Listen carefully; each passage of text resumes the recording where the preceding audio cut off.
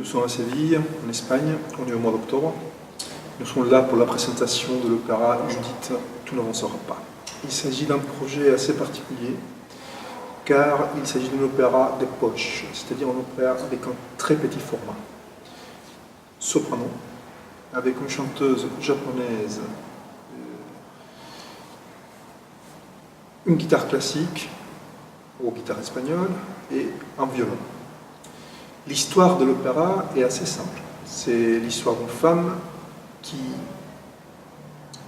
entretient une relation avec un homme dont on se rend compte qu'il est un espion. Ceci va de pire en pire jusqu'au moment où elle décide de commettre une action tragique. L'opéra dure à peu près une demi-heure et elle est conçue pour aller dans n'importe quelle circonstance, n'importe quel théâtre. Et c'est une circonstance assez réduite, car aujourd'hui, il me semble que faire de l'opéra est un luxe, étant donné les moyens qu'il faut déployer pour en faire un opéra. Donc, à partir du Festival des guitares de Séville, nous avons décidé d'inclure dans la programmation un opéra, mais encore une fois, c'est ce qu'on appelle un opéra des poches. L'idée, d'une façon théâtrale, enfin si on parle du théâtre, derrière l'opéra, est de mettre l'accent sur l'aspect dramatique de l'opéra, en allant en contre-courant de cet aspect, disons, très monumental, dont on a besoin des moyens colossaux que la plupart des artistes qui créent aujourd'hui n'ont pas. Et c'est un peu l'idée de cet opéra. Donc un opéra des poches, un opéra qui est facilement représentable. Quoique la musique est très complexe, l'interprétation est assez complexe aussi. La partition de l'actrice chanteuse est extrêmement complexe, vous allez voir. Donc les petits formats ne signifient pas que, disons que ce soit un opéra simple. Elle est très complexe.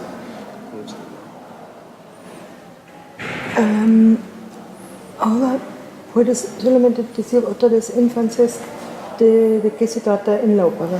Y los instrumentos y la chanteuse. Chanteuse. Solamente esta parte. Voilà. Sí, porque. Bueno. Okay. Judith, tu n'avanceras point, raconte l'histoire d'une femme qui est une vedette de télévision,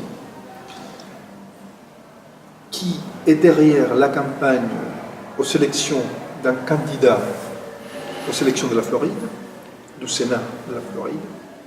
Dans le processus, l'FBI découvre que ce candidat est un espion.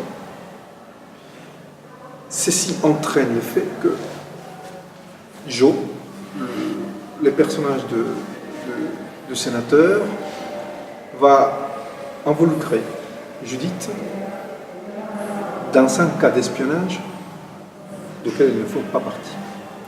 Et à partir de là, la boue de l'opéra. Les formats est guitare classique, violon et soprano. Donc c'est un opéra pour un trio de musiciens.